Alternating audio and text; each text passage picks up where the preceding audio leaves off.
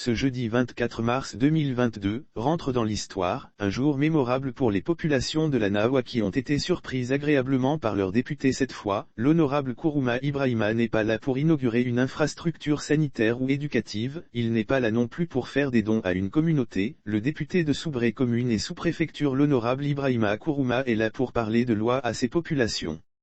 Une rencontre entre une population et un de ses élus. À travers cette tribune, Kourouma Ibrahima entend mettre sa population au même niveau d'information, car plusieurs nouvelles dispositions ont été prises après la proposition du gouvernement. L'Assemblée nationale de Côte d'Ivoire à son tour a voté ces nouvelles lois et a procédé aussi à modifier certaines lois pour les adopter au contexte. En clair, certaines lois votées depuis l'indépendance ou quelques années après l'indépendance sont maintenant en déphasage avec les réalités.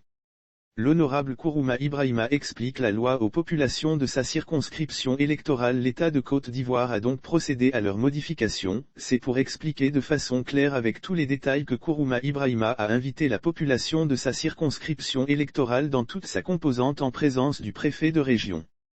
Kourouma Ibrahima a dit le bien fondé de ces actions des députés ivoiriens. C'est le foyer des jeunes de la cité de la Nahua qui a servi de cadre à cet exercice premier du genre en cette année 2022. L'ensemble des membres de la Commission des affaires institutionnelles et juridiques ont marqué leur désaccord. La population quant à elle n'a pas boudé ce moment, elle s'est mobilisée pour être témoin de cet événement de grande importance. Le député de Soubré était accompagné du président de la Commission des affaires juridiques et institutionnelles de l'Assemblée nationale Maître Abdoulaye Ben Meïté. Lire aussi Côte d'Ivoire. Les députés RHDP votent, une loi dangereuse, Gbagbo, fait trembler. Ouattara. Kourouma Mamadou a fait référence à 6 projets de loi adoptés par les députés. Cette séance de travail avec la population relative à l'Assemblée nationale fait partie des promesses de campagne du député qui est de mettre sa population au même niveau d'information chaque fois que cela est nécessaire. À travers ce genre de rencontre, Kourouma Mamadou est au contact de cette population qu'il représente à l'hémicycle, c'est pourquoi il a dit sa joie de se retrouver devant elle. L'honorable Kourouma Ibrahima a insisté à revenir sur la loi 2021-893 du 13 janvier 2022 modifiant la loi 2019-574 du 26 juin 2019 portant code pénal. Il s'est aussi appesanti sur la notion d'orientation sexuelle.